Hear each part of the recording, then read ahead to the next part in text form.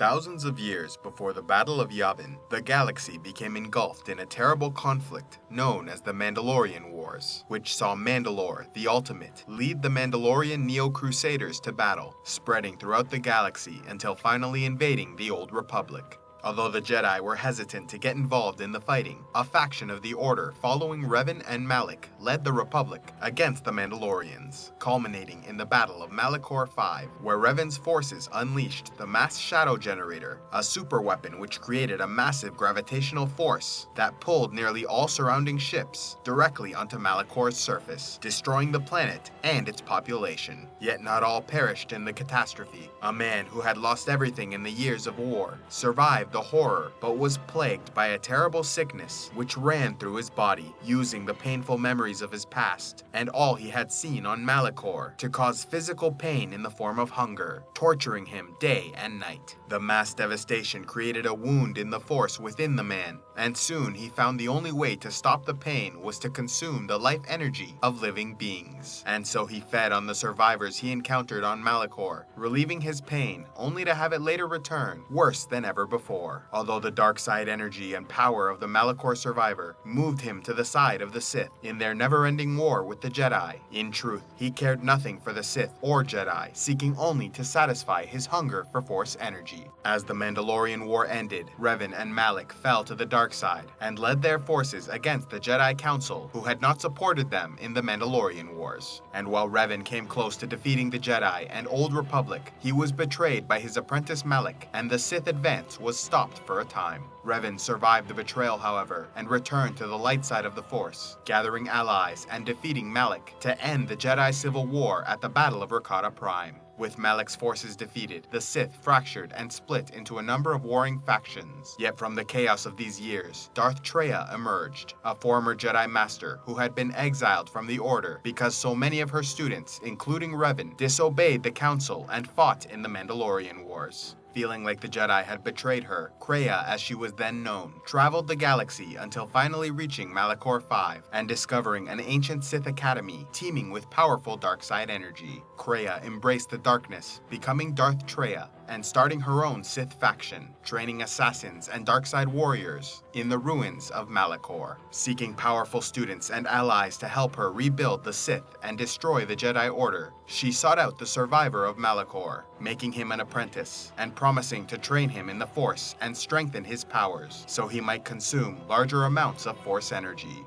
Traya also recruited another powerful Force user and veteran of the Great Sith War, having once served as a Sith marauder for Exar Kun, until his body was destroyed in the fighting. However, he survived his own death by concentrating and embracing his pain and anger, using the Force to hold his fractured body together. Though he was hideously disfigured, he remained alive and was more powerful than ever, coming to join Darth Traya in later years, becoming her student at the Trayus Academy. Traya taught them a great deal about the Force, and the three became a powerful triumvirate who ruled a new Sith Empire. Darth Traya took the title Lord of Betrayal, while the former Sith Marauder took the name Darth Sion and the title Lord of Pain. Finally, the Malachor survivor took the name Darth Nihilus and the title Lord of Hunger. As powerful as Sion and Traya had become, Darth Nihilus was on a level of his own, developing his unique abilities as a wound in the Force, able to consume the life energy of whole worlds. Yet as Traya strategized and maneuvered the Sith Empire, planning for the eventual defeat and elimination of the Jedi Order, Sion and Nihilus became impatient with her slow, methodical leadership, desiring to take the fight directly to the Jedi, so they might unleash their dark side powers. And so the apprentices joined together and deposed their master, severing her connection to the Force and exiling her from the Order. With the new Sith Empire's leader gone, they once again fell to infighting, while Sion and Nihilus went about destroying the Jedi Order and Old Republic in their own brutal ways. Sion went on a rampage, killing every Jedi he could find, while Nihilus lifted ships out of the wreckage of Malachor V and held them together and functional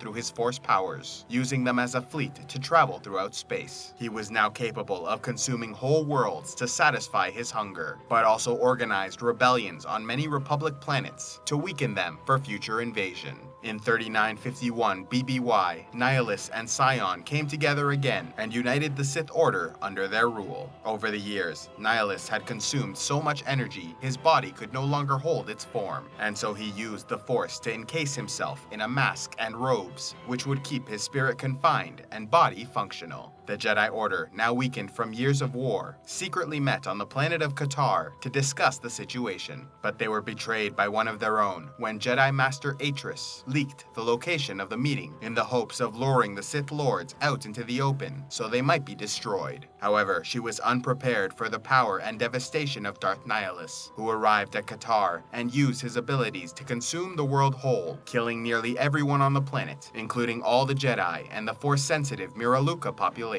Upon searching the planet after his victory, Nihilus found a single Miraluka survivor named Visa Mar, who he spared and brought aboard his ship. When she recovered, he showed her a vision of the order he sought to bring to the galaxy, making her his apprentice and shadow hand, creating a powerful Force bond between them. Although she bared responsibility for the massacre, Jedi Master Atris was not present on Katarr when Nihilus arrived, and afterwards retreated into exile on Telos IV. As the Sith continued their war against the nearly exterminated Jedi Order and Republic government, Nihilus came to support rebellion on Onderon, establishing a base on the moon of Duxon. Meanwhile, Master Atris again sought to defeat the Sith through treachery and manipulation by sending for the Jedi exile Meetra Surik, having her return to known space. Surik had followed Revan into the Mandalorian Wars and was the one to actually give the order for the mass shadow generator to be activated. Due to her special Force sensitivity, the suffering of those on Malachor, many of which had been her friends and soldiers, overwhelmed and would have killed her if she had not taken the drastic step of severing her own link to the Force. Afterwards, she left Revan's army, returning to the Jedi Council to accept judgment and punishment for her disobedience. The Council, wanting to set an example, banished her from the Jedi Order, causing her to leave known space in exile. As expected, the return of a once powerful Jedi attracted the attention of the Sith, and so Darth Sion attacked the Paragus mining facility, searching for her, resulting in its destruction. However, Surik had been found and led away by Darth Traya, who had returned to her identity as Kreia, in the hopes of using the exile to take revenge upon her former students and reclaim the Sith Empire. Nihilus, sensing a disturbance in the Force, sent his apprentice Visa Mar to investigate, leading her to the exile, who convinced her to change allegiance, becoming a companion of Surik. The exile then organized a Republic defense of Onderon to beat back the Sith-supported rebellion, sending her Mandalorian allies to destroy the Sith base on Duxon. With his plans for Onderon shattered, Nihilus traveled to Telos IV, where he learned a Jedi Academy existed with Force sensitives to feed his hunger. However, it proved to be a trap set by Kreia, who alerted Republic forces which engaged Nihilus upon arrival. In addition to the trap, Nihilus discovered the Jedi Academy had only one Force sensitive present, the former Jedi Master Atris. Kreia, meanwhile, having orchestrated a confrontation between two of her most powerful enemies, returned to Malachor V, reclaiming the Sith Academy and Empire. Above Telos, a massive battle erupted, leading Meetra Surik and her allies Visa Mar and the new Mandalore, leader of the Mandalorians, to board the Sith Lord's ship, using Visa's Force bond with Darth Nihilus to weaken him, allowing the others to kill his physical body. However, the powerful Force energy which had kept Nihilus alive for so many years would not allow his spirit to leave the living world, keeping it trapped within his armor. And so, when he was buried on Korriban, he was able to commune with the dark side energy of the planet, living on as a Force ghost. Although Sion and Traya would soon join Nihilus in defeat, the legacy of the Triumvirate and the power they held influenced the Sith for many years to come, and played a large role in shaping the future of the galaxy. Darth Nihilus became a legendary figure for many, with some claiming he was one of the most powerful Sith to ever exist.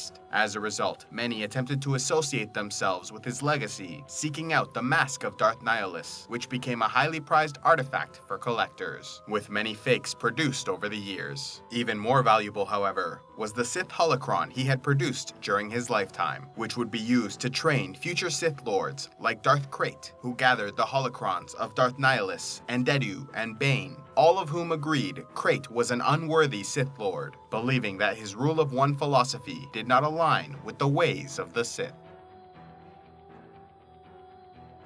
A special thanks to all those who have contributed to Civilization X. You make these videos possible, and I am eternally grateful for your support. If you would like to help Civilization X and want a say in the future content of this channel, click on the Patreon link in the description box below, and pledge any amount you'd like on a monthly basis. Or if you would prefer to make a single donation, you can use the PayPal link, also in the description below. And please be sure to like and subscribe, and click on the links to see more.